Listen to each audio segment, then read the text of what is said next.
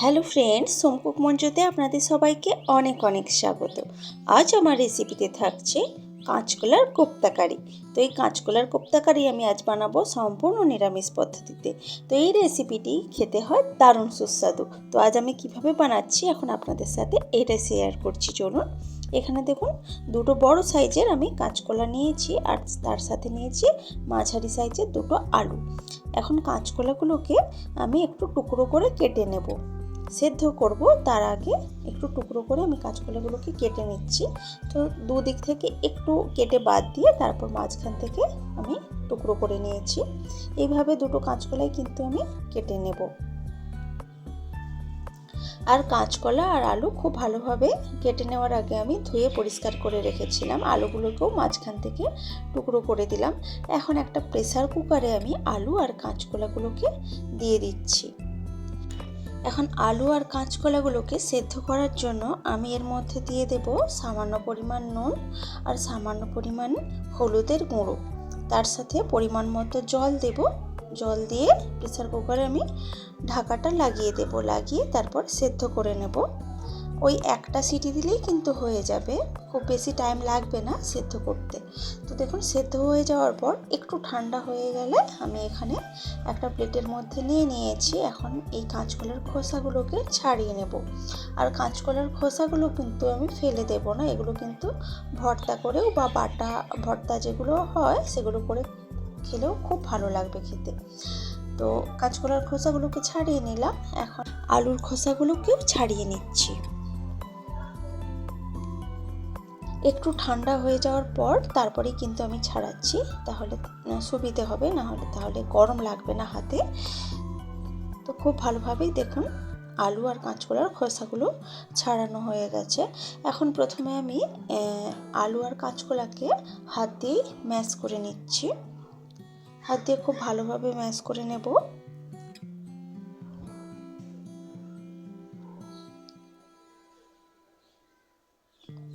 তো খুব ভালোভাবে কিন্তু দেখুন আলু আর কাঁচকলাটাকে আমি ম্যাশ করে নিয়েছি। এখন আমি এর মধ্যে দেব বেসন। আমি এখানে প্রায় 3 চামচ মতো বেসন অ্যাড করছি। তো 3 চামচ মতো বেসন দেওয়ার পর আমি দিচ্ছি সামান্য হলুদের গুঁড়ো, সামান্য লঙ্কার গুঁড়ো, সামান্য নুন। আমি নুনটা সেদ্ধ করার সময় দিয়েছিলাম, তো সেই বুঝে একদমই সামান্য পরিমাণ দিয়েছি। তার সাথে কিছুটা ভাজা মশলা অ্যাড করলাম, এতে করে কোপ্তাগুলোর টেস্টটা অনেক ভালো আসবে। তো এখন সব কিছু খুব ভালোভাবে মিশিয়ে নিচ্ছি। এই মিশিয়ে নেওয়াটা খুব ভালোভাবে করতে হবে, যাতে সমস্ত জায়গাটাতে নুন, হলুদ, লঙ্কা, ভাজা মশলা খুব ভালোভাবে সব কিছুর সাথে মিশে যায়।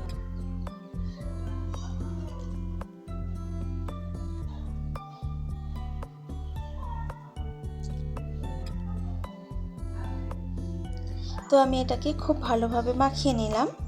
এখন আমি হাতে একটু তেল নিয়ে নিলাম, তেলটা লাগিয়ে নিলাম, এতে করে কোপ্তাগুলো গড়তে সুবিধে হবে।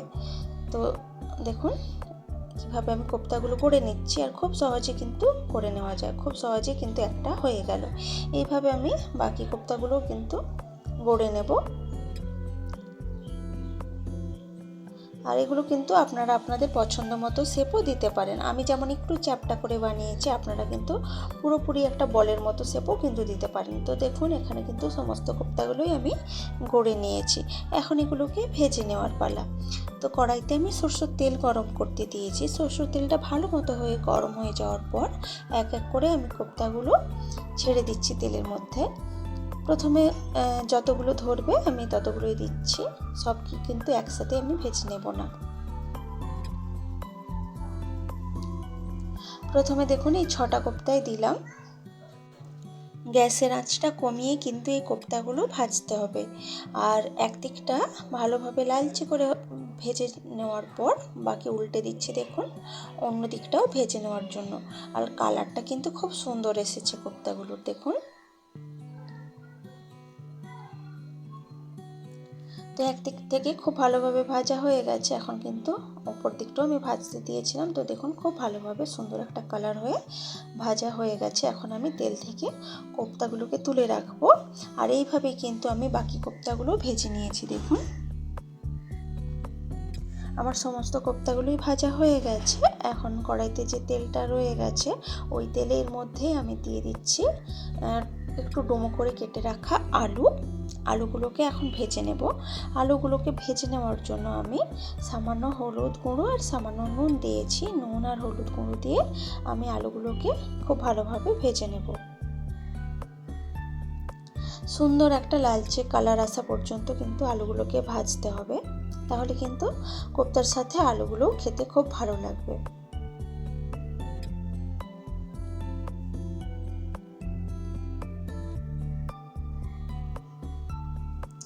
তো দেখুন আলুগুলো ভাজা হয়ে গেছে, এখন আমি কড়াই থেকে তুলে রাখছি। এখন এই কড়াইতে আবারও আমি তেল দেব, আর পুরো রান্নাটাই কিন্তু আমি সরষের তেলই করব। তেলটা ভালো মতো হয়ে গরম হয়ে যাওয়ার পর কড়াইতে আমি দিচ্ছি একটা শুকনো লঙ্কা আর একটা তেজপাতা আমি ছিঁড়ে দিয়েছি। তার সাথে কিছুটা গোটা জিরেও দিয়ে দিলাম। এখন ফোড়নটা ভালোভাবে ফুটে ওঠার পর আমি এর মধ্যে দিয়ে দিচ্ছি কিছুটা আদা বাটা আর কিছুটা হলুদের গুঁড়ো। আদা বাটার পরেই আমি হলুদের গুঁড়োটা দিয়ে দিলাম, কারণ আদা বাটাটা খুব বেশি ছিটিয়ে আসছিল। একটু হলুদের গুঁড়ো দিয়ে দেওয়ার পর সেইভাবে কিন্তু আর আদা বাটাটা ছিটিয়ে আসবে না।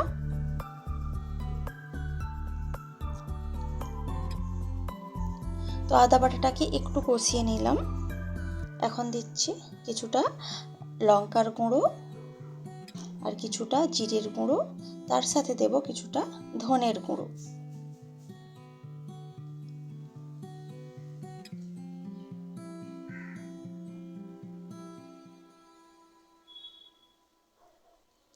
এই গুঁড়ো মশলাগুলো দেওয়ার পর মশলাটাকে কিছুক্ষণ এইভাবে আমি কষিয়ে নিলাম।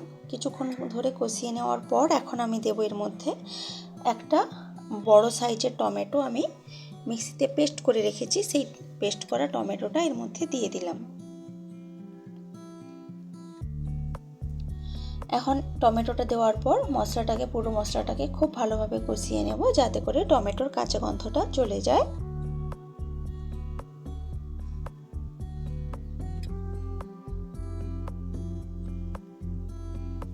তো মশলাটা খুব ভালোভাবে কষিয়ে নেওয়ার পর আমি এর মধ্যে দিয়ে দিলাম ভেজে রাখা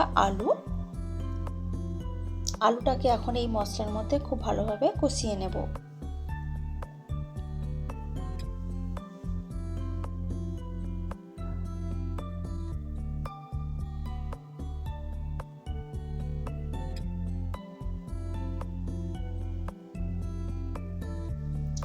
তো খুব ভালোভাবে আলুটাকে কষিয়ে নিলাম। এখন আমি এর মধ্যে পরিমাণ মতো জল দেব, কেন কি আলুটাকে সেদ্ধ করতে হবে। আলুর যেহেতু আগে থেকে সেদ্ধ করা নেই, তো আলুটা শুধুমাত্র ভেজে রেখেছিলাম, তো আলুটাকে একটু নরম করে নেওয়ার জন্য আমি জল দিয়েছি। এখন এটাকে আমি ঢাকা দিয়ে দেবো। তার আগে দিয়ে দিচ্ছি সামান্য পরিমাণ নুন। তো নুনটা দেওয়ার পর আমি এখন ঢাকা দিয়ে দেবো আলুটাকে সেদ্ধ করে নেওয়ার জন্য। তো প্রায় 2 থেকে 3 মিনিট এইভাবেই ঢাকা দিয়ে ফুটতে দিয়েছিলাম। 2 থেকে 3 মিনিট মতো ফুটে ওঠার পর দেখুন আমি ঢাকা খুলে দিয়েছি। এখন একটা আলু কেটে দেখছি, তো দেখলাম খুব ভালোভাবেই সেদ্ধ হয়ে গেছে। এখন আমি যে কোপ্তাগুলো করে রেখেছিলাম কাঁচকলা আলুর, সেই কোপ্তাগুলো এই ঝোলের মধ্যে এক এক করে দিয়ে দিচ্ছি।